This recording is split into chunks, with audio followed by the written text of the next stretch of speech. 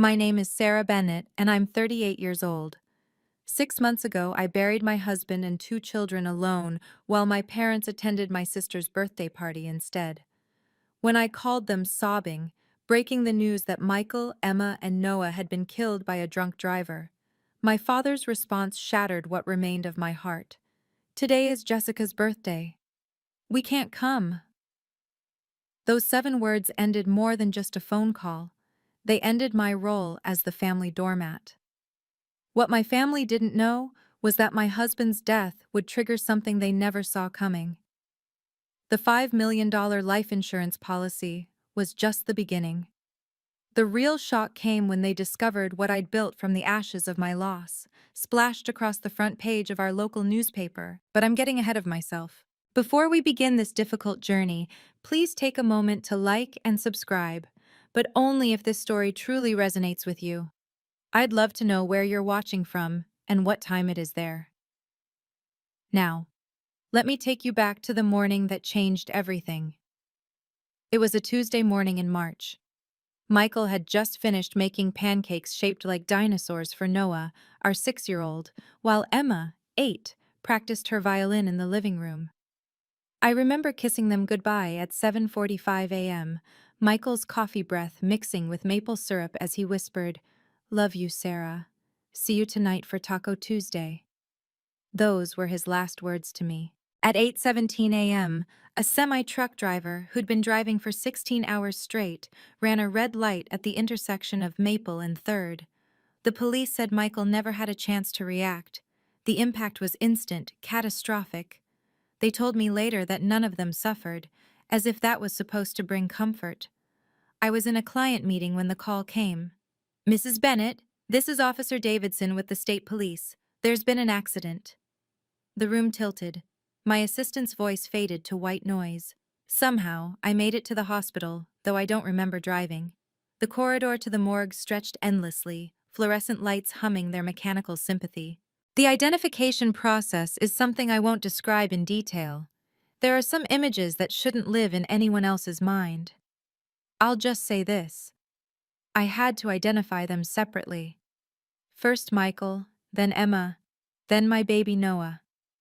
Each white sheet lifted was another piece of my soul torn away. The officer's words echoed hollow. There was nothing they could have done. The drunk driver had walked away with minor scratches. He'd been arrested at the scene, blood alcohol 3 times the legal limit at 8 in the morning. I called my parents from the hospital parking lot. My hands shook so badly I could barely hold the phone. Mom answered on the 3rd ring, laughter in the background. "Mom," I choked out, "they're gone. Michael, Emma, Noah, they're all gone." Silence. Then my father's voice, taking the phone. "What do you mean, gone?" I explained through sobs. The accident, the drunk driver, the morgue, the funeral arrangements I needed to make. His response came calm and measured. "Sarah, today is Jessica's birthday. We've had the country club booked for months. We can't come." But the real nightmare hadn't even begun yet. To understand the full weight of my father's words, you need to know our family dynamic. Growing up, I was the responsible one, the one who never caused problems, never asked for too much.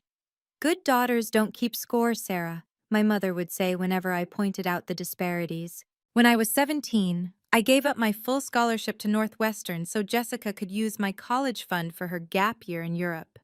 She needed to find herself, my parents said. She found a lot of parties and came back with nothing but Instagram photos and debt. When Mom had her hip surgery 5 years ago, I took 3 months of unpaid leave to care for her. Jessica was too busy with her new boyfriend, the 3rd that year. I slept on a cot in Mom's living room, managing her medications, cooking every meal, driving to every appointment. The day Mom could walk again, Jessica showed up with flowers and got all the credit for being such a devoted daughter. My wedding? Jessica announced her first pregnancy at my reception. My promotion to senior partner? Overshadowed by Jessica's divorce drama. Every milestone in my life became background noise to Jessica's perpetual theater. Michael was the only one who saw it. "They've trained you to disappear, honey. he'd said after one particularly brutal family dinner where I'd cooked for 6 hours only to have Jessica arrive late with takeout because she forgot I was cooking. But they're my family, I'd always respond. Family shouldn't make you feel invisible, he'd say, holding me close. Now Michael was gone. My children were gone.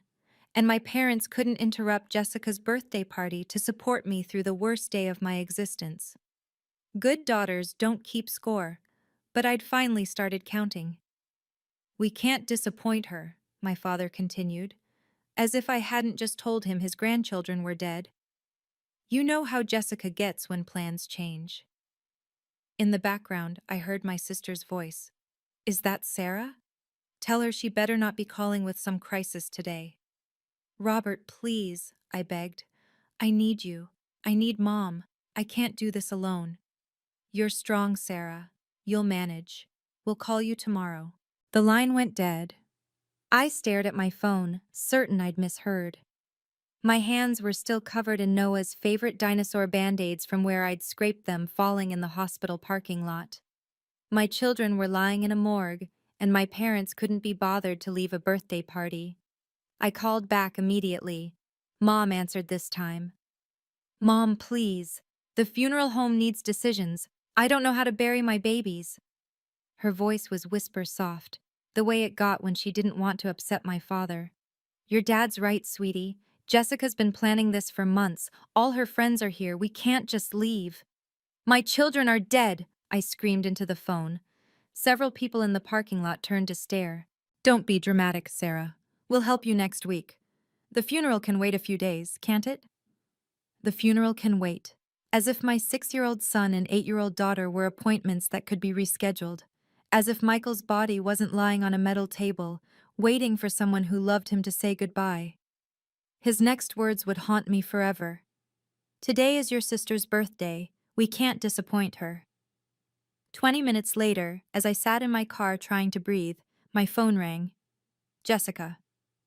Why did you have to call during my party? Her voice was sharp, accusatory. You've completely killed the mood. Mom's upset, Dad's annoyed, and my friends are asking questions. Jessica, I said slowly. Michael is dead. Emma is dead. Noah is dead. I heard. That's terrible, really. But why did you have to ruin my special day with your drama? Couldn't this have waited until tomorrow? Your drama. As if I'd chosen the timing. As if I'd asked that drunk driver to destroy my family on her 35th birthday. Are you coming to the funeral? I asked, my voice hollow. When is it? Friday. Oh, I can't. James and I have concert tickets. They were super expensive. The funeral was held at St. Mary's Cathedral. Michael's colleagues filled one side. His elderly parents, who'd flown in from Seattle despite their health issues, sat in the front row with me. The other side, the side where my family should have been, remained empty. I stood alone between 3 coffins. The smallest one, Noah's, had dinosaurs painted on the side because the funeral director's daughter had heard about his love for them and painted them herself. Emma's had musical notes. Michael's was simple oak, the kind he'd always said he wanted. That night, Jessica posted photos on Facebook from her birthday party. She was laughing, holding champagne, surrounded by friends. The caption read, "Best birthday ever. So grateful for everyone who made today special. #blessed, #birthday girl, mode 35 and thriving 67 likes. 12 comments about how gorgeous she looked. Not one mention of her dead nephew and niece. Why did you have to ruin my special day with your drama? If you've ever felt invisible in your own family, you know this pain runs deeper than words. Take a moment to leave a comment. Have you ever had to set boundaries with family who took you for granted? Your stories help others know they're not alone. And if this resonates with you, please consider sharing it with someone who might need to hear that their feelings are valid. Now, let me tell you what happened when I finally stopped being the good daughter and started discovering just how much Michael had prepared for this moment, even though neither of us could have imagined it would come so soon. The funeral costs hit immediately. 3 caskets, 3 burial plots, the service. The funeral director's sympathetic smile couldn't soften the $30,000 bill. I sat in his office, staring at the itemized list. The smallest casket was somehow the most expensive. "We offer payment plans," he said gently. Payment plans. As if I'd be paying off my children's deaths like a car loan. Our house was mortgaged to the limit. Michael and I had just renovated the kitchen, thinking we'd have decades of family dinners there. My part-time consulting work barely covered groceries. Michael had been the primary earner, and his income had stopped the moment that truck hit them. His parents offered what they could, but they were on a fixed income. "We have some savings," his mother said, pressing a check into my hand. It was for $5,000, probably everything they had. The life insurance company called while I was choosing flowers for Emma's casket. "Mrs. Bennett, we need to schedule a meeting regarding your husband's policy." "Can't you just mail the paperwork?" "This is a substantial policy, Mrs. Bennett. We prefer to handle these matters in person." Substantial. I assumed that meant enough to cover the funeral costs, maybe a few months of mortgage payments. 2 weeks passed. No word from my family except a text from Mom. "How are you holding up?" I didn't respond. What was there to say? The house felt like a mausoleum. Emma's violin still sat on the music stand. Noah's dinosaurs guarded his unmade bed. Michael's coffee mug waited by the machine, his fingerprints still visible on the handle. The funeral director's message mentioned something about urgent matters regarding payment. I knew I had to face reality, but I couldn't seem to move from Michael's side of the bed, where his scent still lingered on the pillows. Sleep became impossible. Every time I closed my eyes, I heard phantom sounds. Emma practicing scales, Noah's feet thundering down the stairs, Michael's off-key singing in the shower.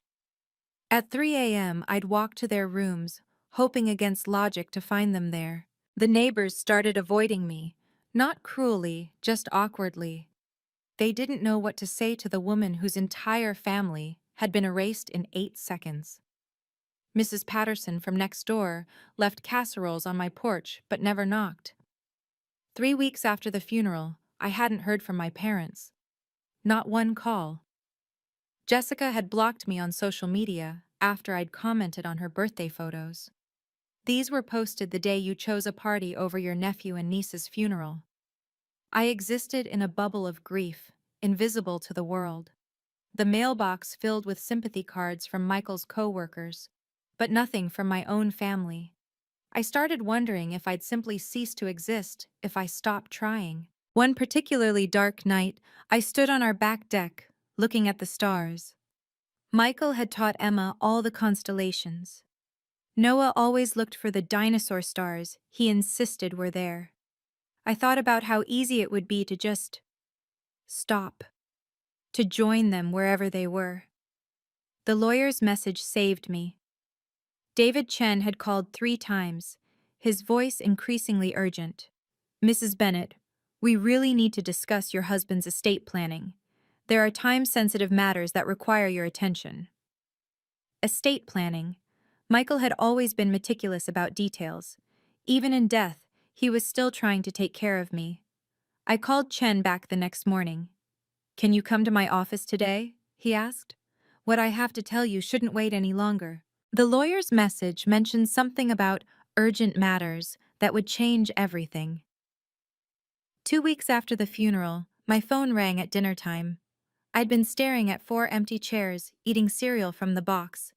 Mom's name appeared on the screen. "Hi, sweetie. How are you holding up?" The casual tone, as if she'd been checking in regularly, made my chest tight. "How do you think I'm holding up?" "There's no need for that tone. I'm calling to help. Your father and I were thinking you must have financial things to sort out. Did Michael leave anything?" There it was, the real reason for the call. "I'm still working through everything," I said carefully. "Well, family helps family, Sarah. If there's life insurance or anything, you should think about sharing. Jessica and James are trying for a baby, and fertility treatments are expensive." "Are you seriously asking me for money right now?" Don't be selfish, Sarah. Your father thinks you should consider what Michael would have wanted. He was always so generous. I hung up. My hands were shaking, not from grief this time, but from rage. Michael had been generous. He'd lent Jessica $10,000 for her wedding that was never repaid. He'd covered my parents' cruise for their anniversary. He'd never asked for anything back. The phone rang again. Dad this time.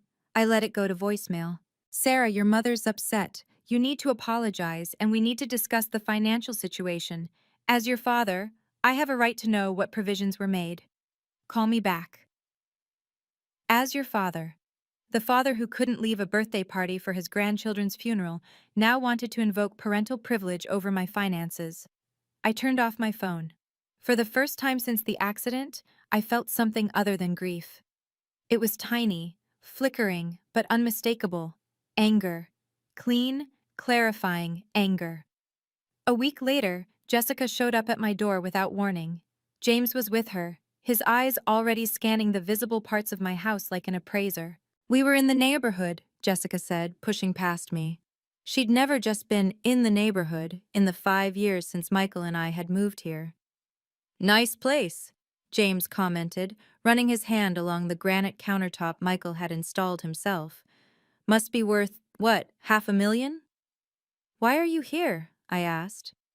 Jessica's face shifted to fake concern. We're worried about you, Sarah. All alone in this big house. It's not healthy. You weren't worried about me 3 weeks ago. That's not fair. We had plans. She walked into the living room, noting the new television, the piano we'd bought for Emma. You know, this is really too much space for one person. What are you suggesting? James stepped forward. We could take it off your hands. Family discount, of course. Maybe $300,000? Cash deal, quick close. The house was worth at least $500,000, even in a quick sale. They both knew it. You need to leave, I said quietly. Don't be ridiculous, Jessica snapped. We're trying to help. You're being selfish, hoarding all this space alone. Get out. Sarah, get out! They left, but not before Jessica delivered her parting shot. Mom and Dad are right about you. You've always been ungrateful. I would never treat family this way. As their car pulled away, I noticed James taking photos of the house with his phone. They were already planning their next move. Jessica's parting words revealed their true plan. They weren't done with me yet. That evening, my father called. His voice had the same tone he'd used when I was a child and had disappointed him. Your sister tells me you were rude to her. She tried to buy my house for $200,000 under market value. Family helps family, Sarah. You need to think about others for once. For once? My voice cracked.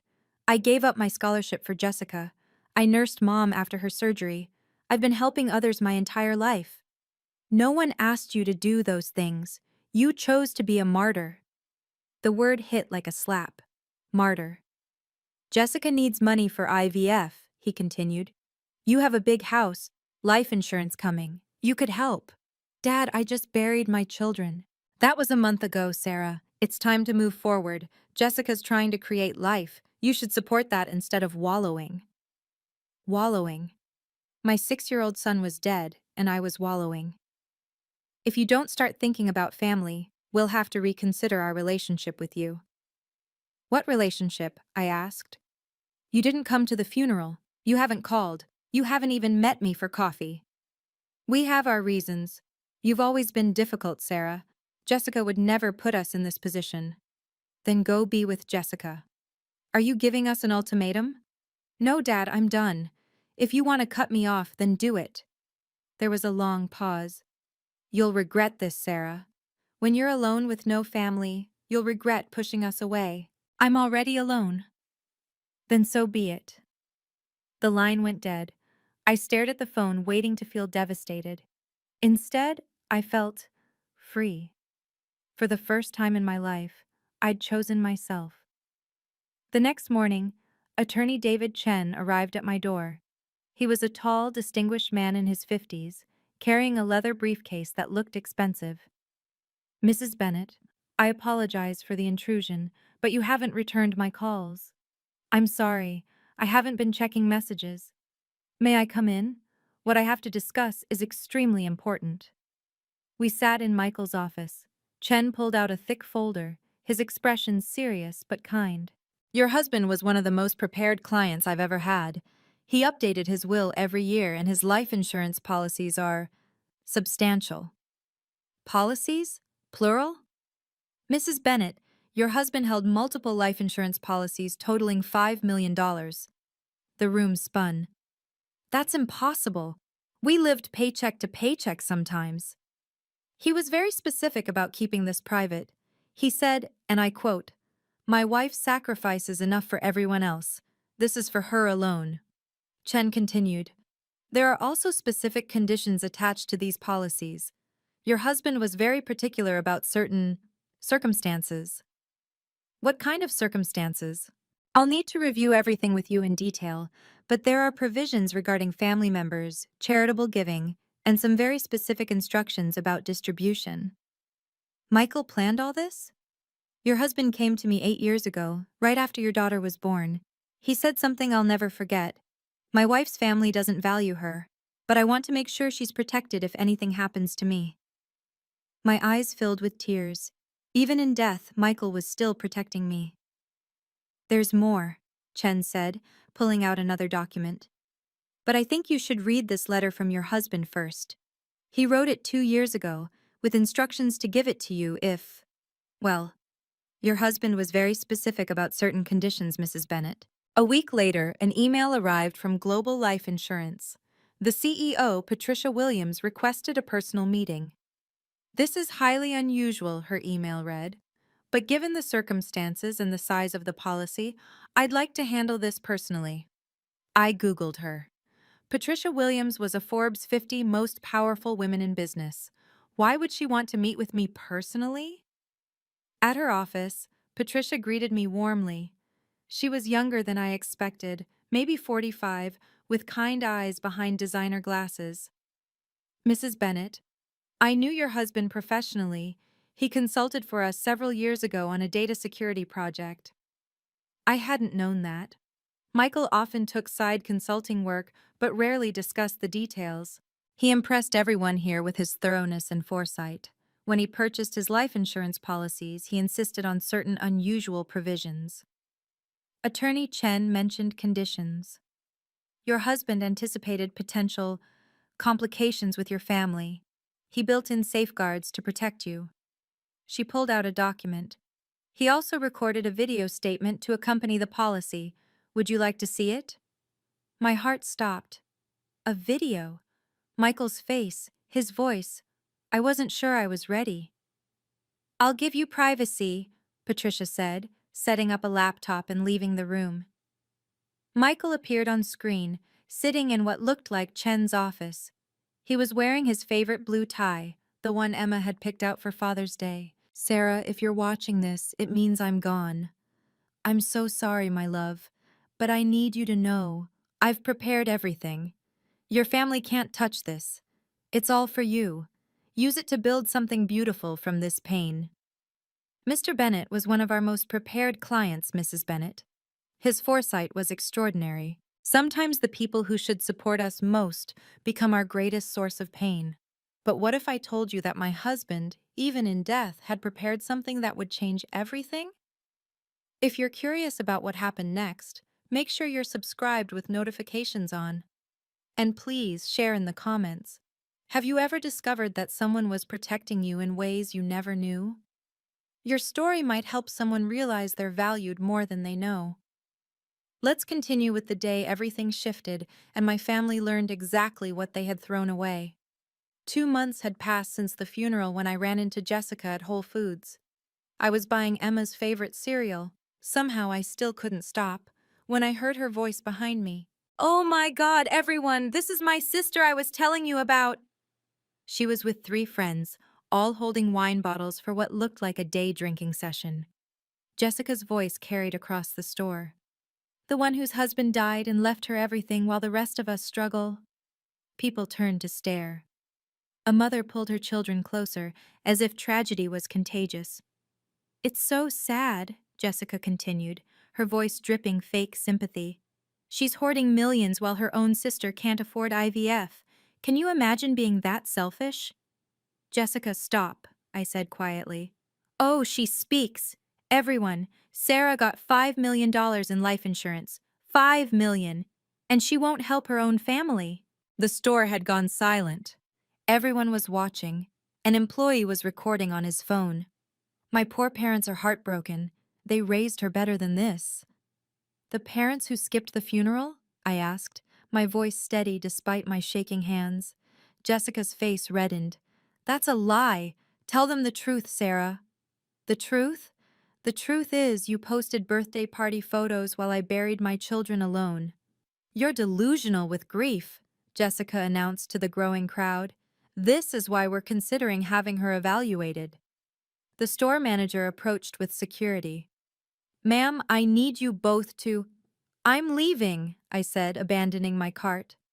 As I walked past, Jessica grabbed my arm. This isn't over. Mom and Dad know lawyers too. The store manager approached with security, but the damage was already done. 3 days later, I received a text from Mom. Family meeting. Our house. 2 p.m. Don't make this harder than it needs to be. I arrived to find 20 relatives packed into my parents' living room. Aunts, uncles, cousins I hadn't seen in years. Even my father's brother from Florida was there. This is an intervention, my Aunt Linda announced. She was holding what looked like prepared notes. An intervention for what? Your mental state, dear, Mom said. Grief has clearly affected your judgment. A woman I didn't recognize stood up. I'm Dr. Foster, a family counseling specialist. Your family is concerned about your emotional instability and inability to make sound financial decisions. You hired a therapist to ambush me? It's not an ambush, Dad said. It's love. We're trying to help you see reason. Jessica sat in the corner, tissue in hand, performing grief she'd never shown for my children. Sarah, Dr. Foster said, your family feels you're not processing your loss appropriately, holding on to resources that could help create new life. You mean Jessica's IVF? Suggests an unhealthy attachment to the past. My cousin Mark chimed in. We all think you should put the money in a family trust, for everyone's benefit. Including yours, Mark? He had the decency to look away. This is about money, I said, standing. My children are dead, and you're all here for money.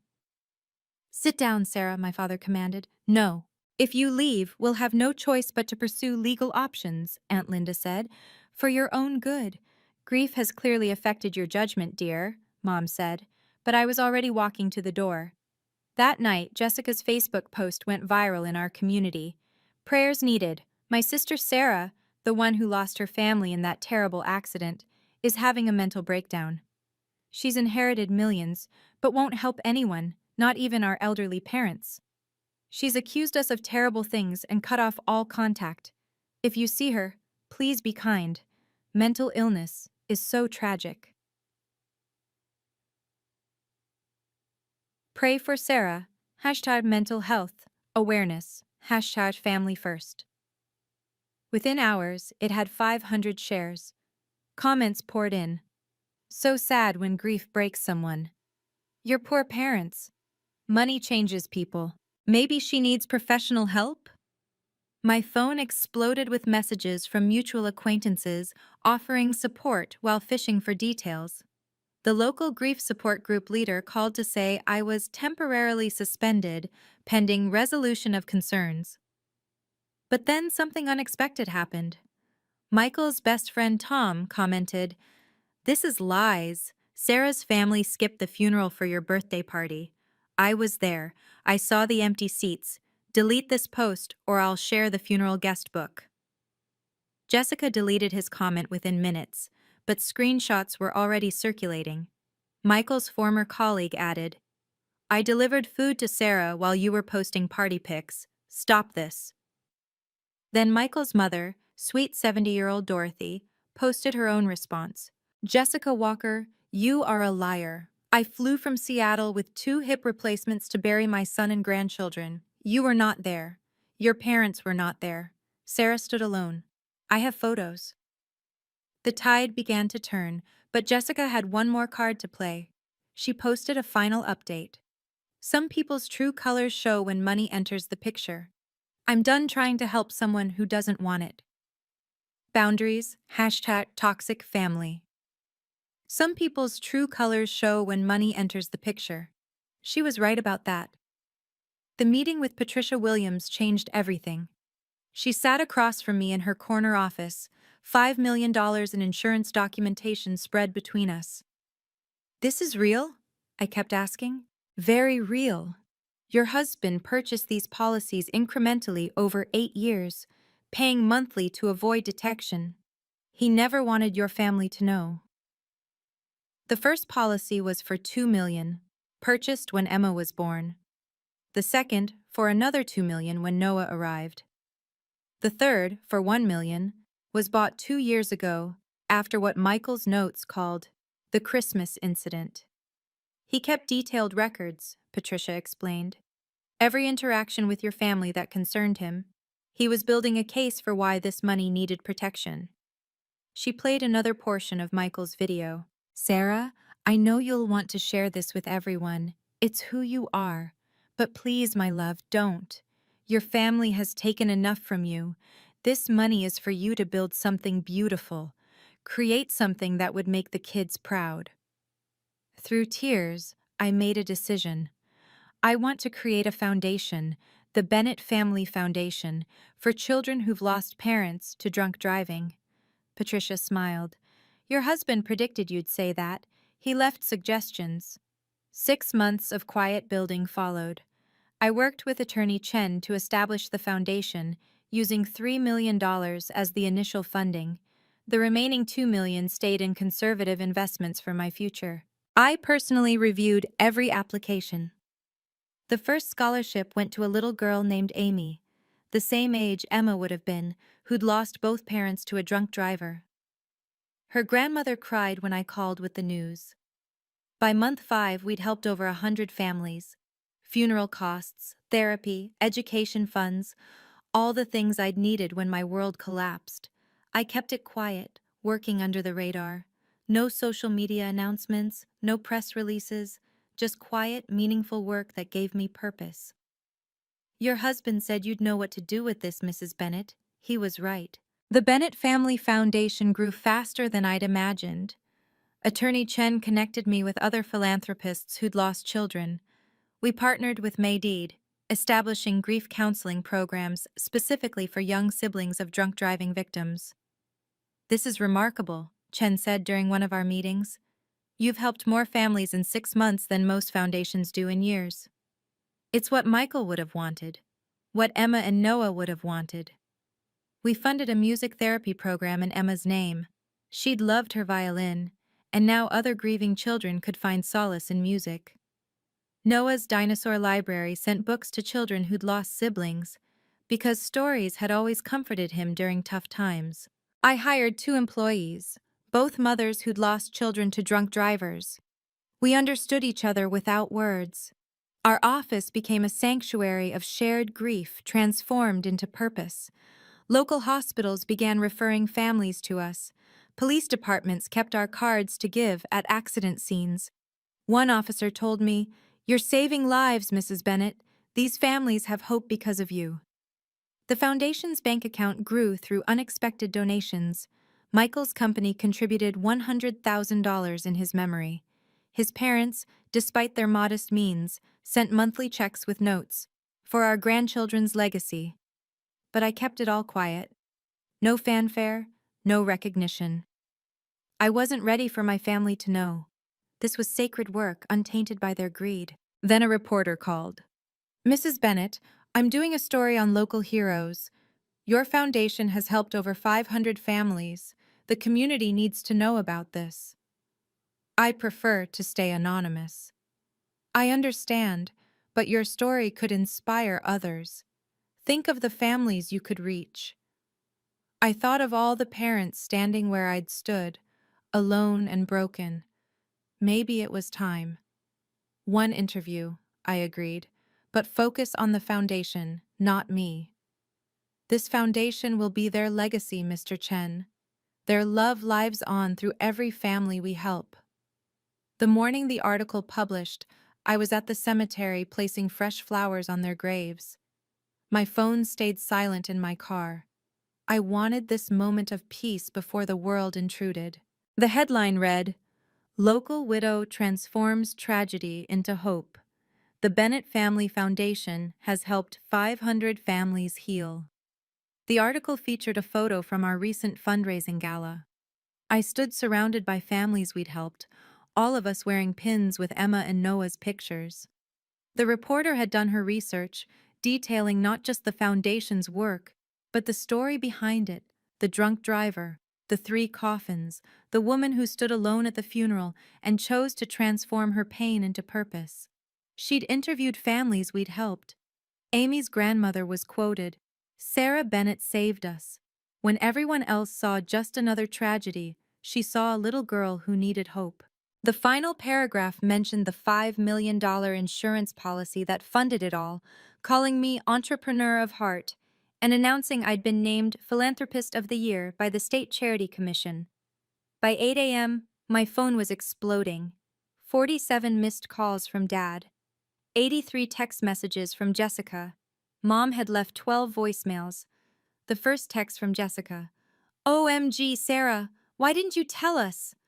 The second: "We're so proud of you." The third: "Call me immediately." The fourth through 80th: variations of demands, guilt, and sudden affection. Dad's voicemail: "Sarah, this is your father. We need to discuss the foundation immediately. As your family, we should be on the board. Call me back." Mom's messages grew increasingly frantic. "Sweetie, the neighbors are all talking about the article. Why didn't you tell us? We could have helped. We're your parents." Then came the Facebook posts. Jessica shared the article with a lengthy caption about her amazing sister and how our family always supports each other. Local widow transforms tragedy into hope for hundreds, and her family just found out. Within hours, my parents were at my door. I watched through the security camera as they rang the bell repeatedly. "Sarah, we know you're home," Dad shouted. "Open this door." Mom was crying, performance tears I'd seen before. "Please, sweetie, we're so proud of you.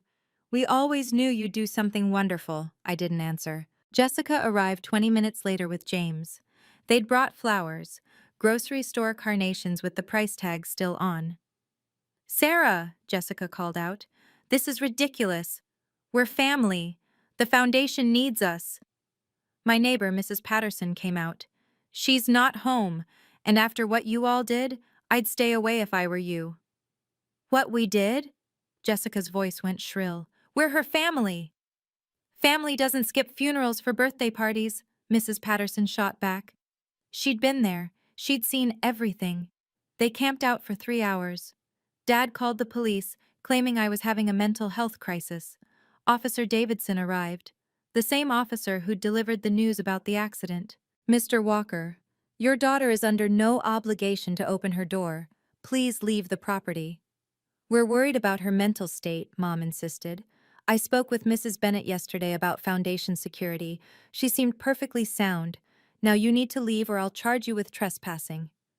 They left, but not before Jessica shouted loud enough for the entire neighborhood to hear. "We always knew you'd do great things, sweetie. We're here when you're ready to share your success with family." The next morning, a formal letter arrived from their lawyer. They were requesting a family meeting to discuss their rightful involvement in the foundation. "We always knew you'd do great things, sweetie," after they'd called me selfish for not sharing. Attorney Chen's office had never felt more like a sanctuary. The conference room was full: my parents, Jessica and James, their lawyer, Chen, and me. "Thank you all for coming," Chen began. "Mr. Bennett anticipated this gathering."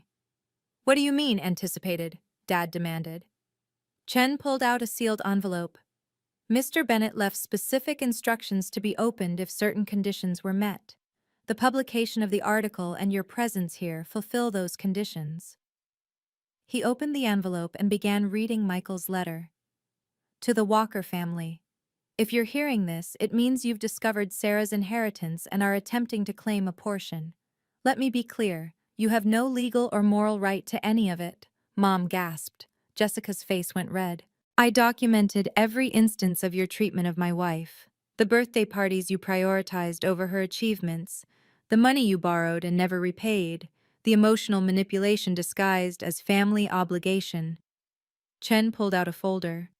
Mr. Bennett hired a private investigator to document your behavior. We have everything. This is ridiculous, Jessica shouted. Chen continued reading. If you abandoned Sarah during the funeral, which I suspect you did, you forfeited any claim to sympathy or support.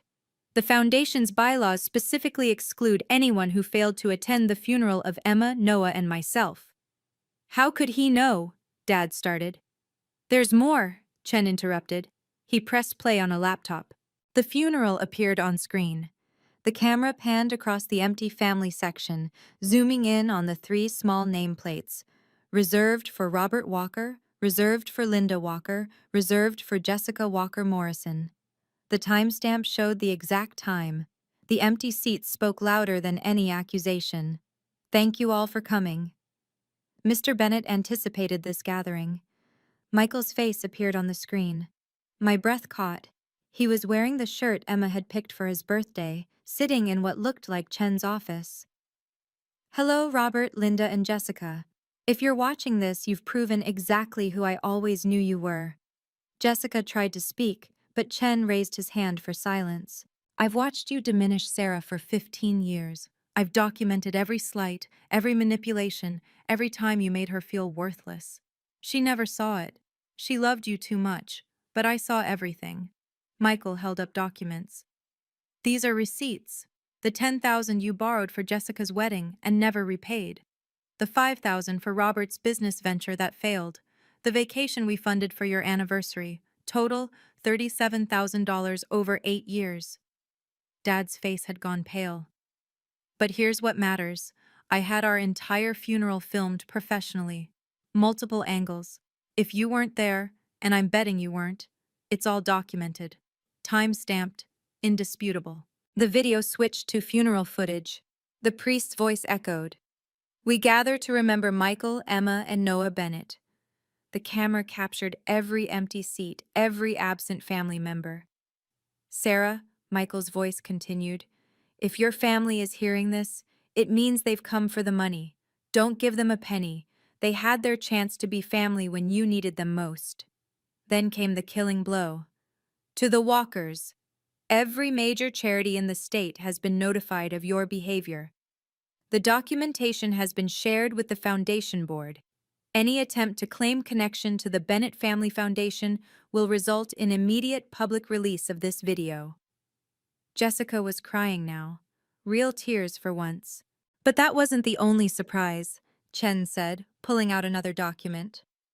The Whole Foods video went viral within days. Someone had edited it with Jessica's birthday party photos, creating a split screen of her celebrating while the funeral timestamp ran below.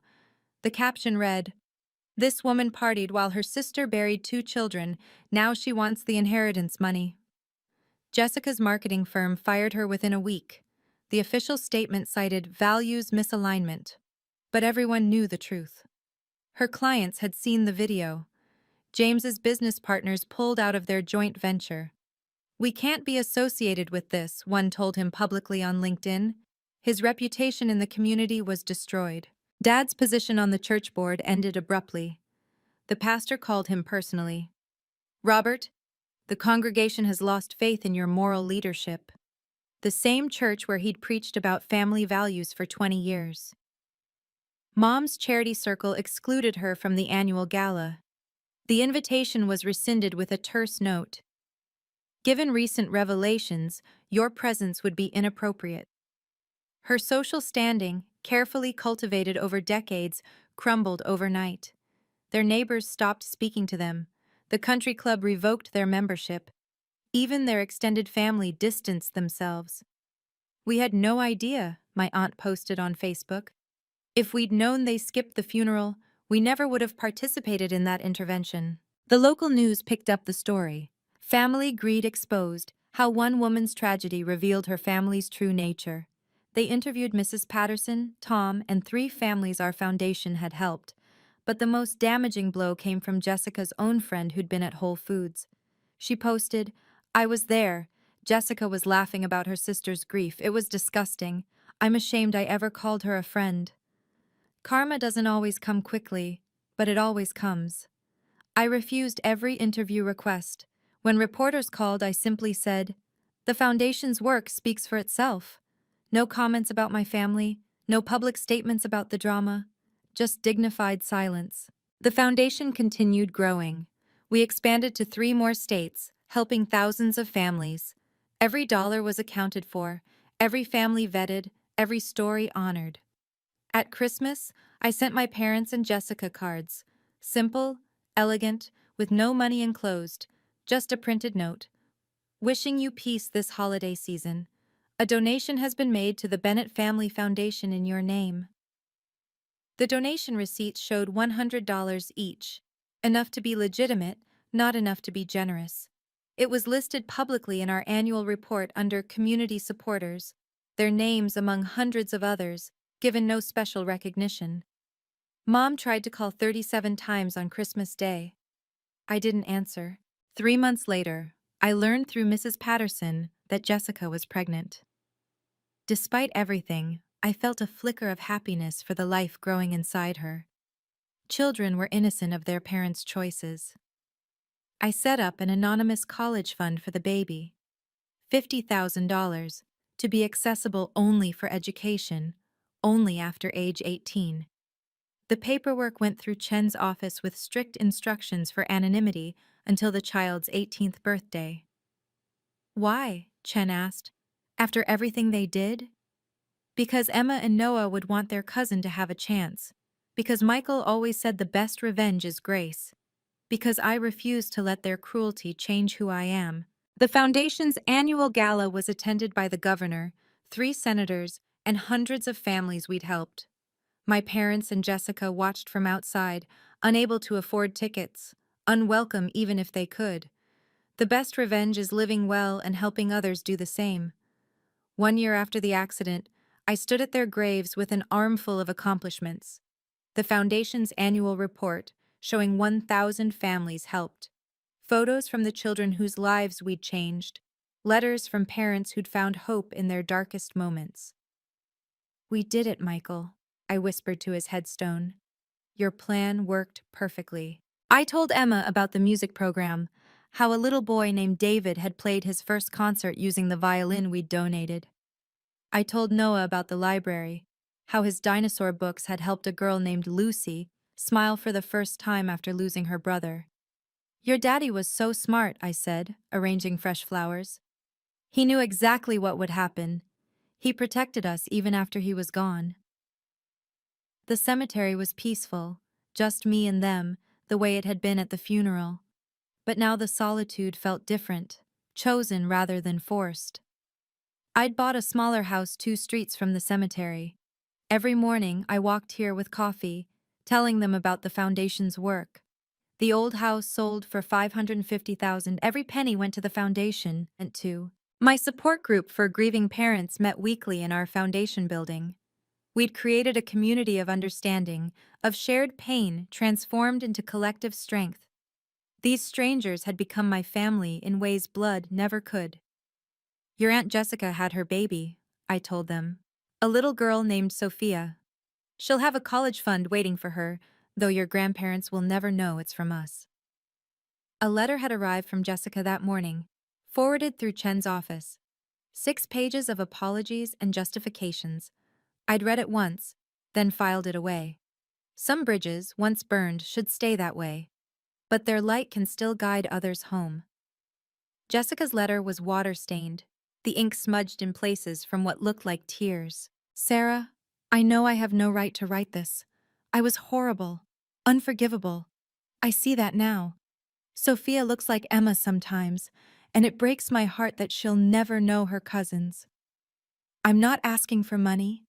I'm not asking for forgiveness. I just needed you to know that I finally understand what we took from you. Not the money, the moments, the support, the love you deserved when your world ended. I'm sorry. I'm so desperately sorry. I read it twice, then wrote my response on foundation letterhead. Jessica, I received your letter. Thank you for your honesty. I forgive you, not for your sake but for mine. Carrying anger is too heavy when you're already carrying grief. However, forgiveness doesn't mean reconciliation. Some wounds cut too deep to heal with words. You chose a birthday party over my children's funeral. That choice defined our relationship permanently. I wish you well with Sophia. She's innocent in all of this. Love her the way you couldn't love Emma and Noah. Be present for her in ways you weren't for them. This is the last communication between us. Please respect this boundary. Sarah. I included a photo of Emma and Noah from their last Christmas, their faces bright with joy. On the back I wrote, "For Sophia, so she knows they existed." Chen mailed it that afternoon. "No return communication will be accepted," he assured me. That evening, I updated the Foundation's board with our new policy. No position shall be offered to individuals who failed to support founding families during their time of loss. Forgiveness doesn't mean forgetting. Some bridges, once burned, should stay that way. 2 years have passed since the accident. The Bennett Family Foundation has helped over 2,000 families. We've expanded nationally, with chapters in 12 states. The children we've helped have started calling themselves Bennett Bears. Emma would have loved that. I've learned that family isn't about blood, it's about showing up. My real family now includes Tom and his wife, who never missed a grief counseling session with me. Mrs. Patterson, who still brings casseroles but now stays to eat them with me. Michael's parents, who video call every Sunday to hear about the Foundation's work. The private investigator Michael hired sent me one final report. My parents sold their house and moved to a small apartment. Jessica and James divorced after the financial pressure broke them. She's raising Sophia alone, working 2 jobs. The college fund I set up continues to grow, waiting for a little girl who will someday have chances her mother denied herself through cruelty. Some people are lessons, not blessings. My parents taught me that love shouldn't come with conditions. Jessica taught me that shared DNA doesn't guarantee loyalty.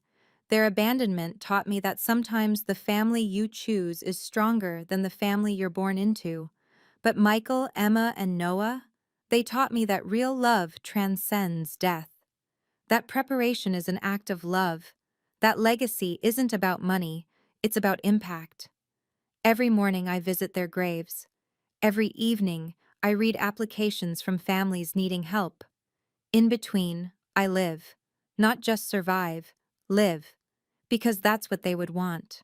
What boundaries have you set with toxic family? Your story might help someone else find their strength. Share it below. Remember, you deserve to be valued, respected, and prioritized, especially by those who claim to love you. Thank you for joining me on this difficult but necessary journey. If this story resonated with you, please like and subscribe for more stories about resilience and setting healthy boundaries. Share this with someone who needs to hear that it's okay to choose peace over toxic relationships, even with family. Comment below with your own experiences of setting boundaries. Your courage might inspire someone else to reclaim their life. Remember, you deserve to be valued, respected, and prioritized. Blood doesn't obligate you to accept disrespect. Until next time, take care of yourselves and honor your worth.